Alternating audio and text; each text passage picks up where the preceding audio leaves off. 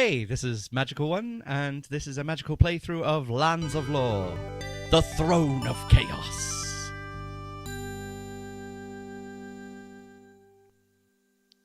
I chose this game because when I was a kid, I absolutely loved it. It just kept me going. It kept me involved so much, and I struggled actually to complete it because it's a very long game and a very involved game, and it's all set around swords and sorcery and elves and dwarves and all that kind of stuff. There's a really good plot and storyline that kind of dragged me into it, and I really like the game mechanic, and it's a role-playing game, which you'll probably see a lot on my channel as well. The pixel art around it is actually quite good as well. There's a lot of decent artwork for the time, and although things like Dungeon Master and Eye of the Beholder got a lot more press, I found it to be a really decent game of the time anyway.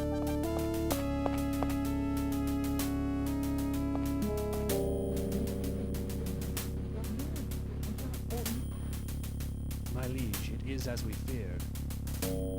Scotia has uncovered the temple and will have another mask soon. We must be ready for her. She will come here first. But Richard, what worry have we here at Gladstone? Surely we can arrange a defense against any charades.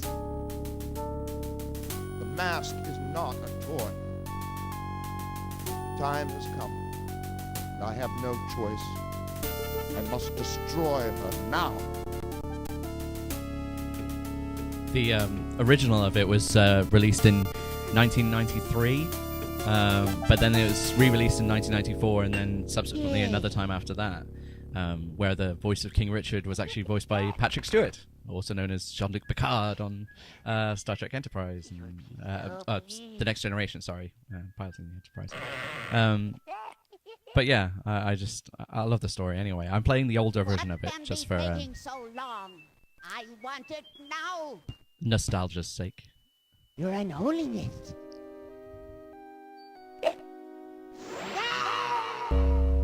You will not make me wait again.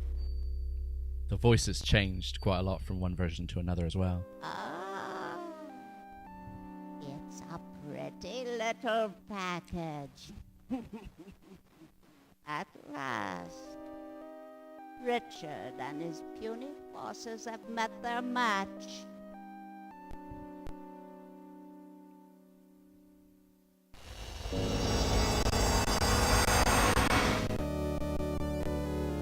Ah, I like this.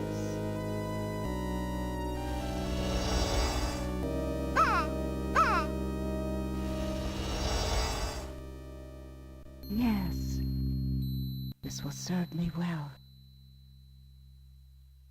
Beware, young Richard.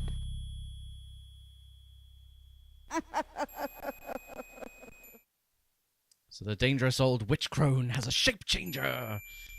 So, in this version is, I have need of a champion. Who among you will volunteer to serve me?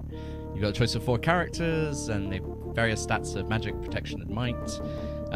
Kieran is like the canon character that in the books is used. He's all strength, magics. What good is it all? You can't dodge blows. He's just cocky, so I'm definitely not going to use him.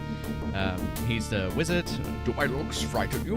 Magic runs strong amongst my people, and blah blah blah blah. No, I've never been a fan of wizards. Then you've got 2 human characters. Conrad, I'm the most well-rounded champion for your cause. He's kind of a bit of an everyman and not what appeals to me. And then you've got Michael, who looks like the smuggest man alive. And he's strong is strong. Trust your instincts on this one. So I'm totally going to use him. Excellent. Settle your affairs and attend me in the throne room. So we will. That was the thing. I like the fact that it gave you a choice of characters and that they all had different personality types as well as different abilities. In the voiced version, there was actually a voice actor doing almost all the lines for all the characters. Because I'm playing the older version, it's there's less audio on it. Welcome to Gladstone Keep. King Richard awaits you in the throne room. Cheers very much. This man has the most symmetrical face ever. Makes him look derpy and weird.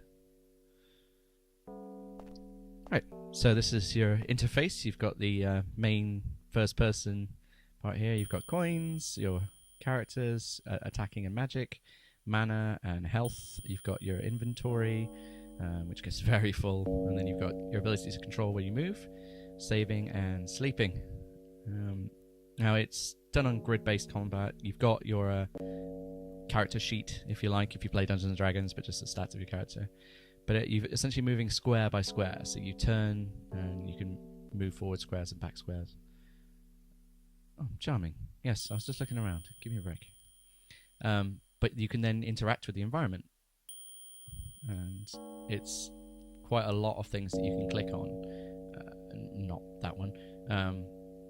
Yeah, that one. So you can have a look at the environment around you, and it's quite surprising how many things that they end up commenting on, and it makes it quite in-depth that there's a world around you as well. So as you can see, we're moving square forward, and obviously things like Dungeon Master, you had 4 character members, and it was a grid of 4, and you move square by square. In a lot of the older games, it was that everything took a turn, but this is more real-time. It's our herbologist in there. You can get like health potions and things, but we don't need that. We've got a couple to start with. Oh, these are cool, because you've got the swords and impressive decorations, but if you have a look at them again, they stab you a little bit because they're sharp. And yeah, so it shows up the numbers of how much health you take when you take damage. And Victor Glaston, the Royal Armor, he's one of my favorite characters in this because the voice actor and the voiced version of it is hilarious. Now, I've played this before, so obviously I've got a plan for this already. Oh, so you come to see Victor? Afraid of Scotia's new toy? Ha ha! Why afraid? Look at Victor. Myself could use a shape changer. Ha ha ha! And he really does talk like that in the voice version as well. He's like this big burly simpleton. Oh, I like him. You show Victor what you want to buy. Maybe you show Victor what you sell. Okay? I'm not even exaggerating. That is exactly how they do it as well. Well, maybe I'm exaggerating slightly. His face is still moving. Stop it. Stop moving. You're not talking anymore. Just polish your sword. Ew, that's kind of wrong. Stop polishing it. It's gross. Yeah. If I sell this, 10 crowns. Now, see, I'd love to buy that, but it's really expensive. But the next one down is actually the rapier, which is 60 crowns. I've got 51. So I know if I sell this for 10, yeah, it is 10. And the healing salve, which is the red potion, gives me healing, but so does the leaf. The one next to it is ginseng, I think they say it is. And that one stops you from being poisoned, which is handy.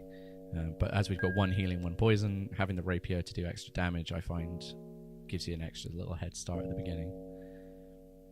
Not that I've played this a billion times or anything. Now, in playing this through, I am going to do a lot of searching around. I'm going to try not to skip through too much of the game and just rush to the end, just because I want to do it properly and hopefully finish this eventually. This is a series that, because of the length of the game, I may have to give it breaks every now and again and come back to do more, but we'll see how we get on. His Royal Majesty awaits you in the throne room. Oh, let us in then. This button's tiny. Here we go. I tell you, we must march with whatever troops can be gathered locally. Okay. This guy is so smarmy. Isn't Eric mustering his white army? Have we lost all confidence in our own military capabilities? They kept the voice actor for him on both games because he's an arse, but he's brilliant at being an arse. Eric is the finest commander in the kingdom. He's a 5-day march from here. As long as I'm not going to do a female voice. As long as we have our own magic, I really don't see why we need more than the defenses we already have in place. Tisk, tisk, tisk. Underestimating. Scotia is not an adversary to be taken too lightly. No, true. She can change shape. And that's kind of worrying. Threat from the Scotia. Urgent need for the Ruby of Truth. Please retrieve it from Roland's estate in the Southland and return it to Gladstone. Yeah, no worries. Fetch quest, kind of standard on most RPGs these days, so why not? There's a key to my private library. Among the books you find a magic atlas that should be of assistance on your journey. Boss. Well, what you will have noticed is in the UI, around the first-person viewpoint, he'll also give us a writ for travel, on good business. You'll notice there's a lot of space, and that's because as you progress through the story, you pick up things that aid you along your way, and your UI becomes more complex. And it's nice that they start you off with very little going on. You see there's this big space off to the left-hand side where there's kind of a square in the background on the parchment, and that is left there on purpose for you to get things. Go through here. Now, I didn't go this way last time. Richard's great-grandfather used to look like Chuck Norris. But I didn't go through here previously because we need a key to get a bit further. Now, it's not this room. This is a room with one single painting in it. Yeah.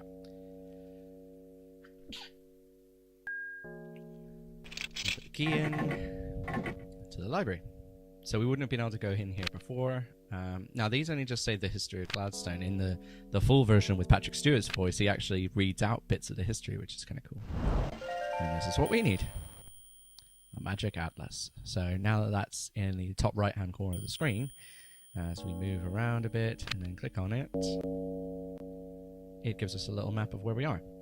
So later on, the map's getting more and more labyrinth-like, and you need that atlas in order to find your way around, because a lot of the sort of wall graphics are very similar. I'll just move around here to fill in the map. But yeah, you get kind of turned around a lot, and a lot of things look very much the same. So in doing things like this, no, I haven't even left yet. No, right. Bit close-minded, but whatever. But yeah, you get turned around a lot and everything looks the same. So having the magic atlas means you can kind of figure out where you're pointing, what's next. Let's go and see this guy. Oh, it's you. The impending storm attracts all you would-be heroes. Would-be? Would-be? More than would-be. Yes, I want my writ. Gimme. Gimme, it's right there. Gimme. Gimme it. Give it. Now. Stop wasting. Stop talking. Thank you. Oh, crow. Nobody could ever shape change into that. Yeah. Glad you got the security of leaving your window open so that assassins could come in and kill everyone. Oh, I want to touch everything of yours now. Fine. Let's get out of here. Let us go. Yeah. Timothy's one of the early characters you get to join up with, and he's pretty cool. So he's good to team up with. So we'll try and do that before we get into too much trouble. I can't read that just yet, so we'll just carry on and get out of here. And what I'll do is I'll just fill in a bit of the map here, as I'll stop for a sec to give my computer a rest. And yeah, cool, that's all filled in now. So I'll get out of here and we'll carry on in the next episode. So thanks for watching, and yeah, I will see you again soon for another magical playthrough. Cheers.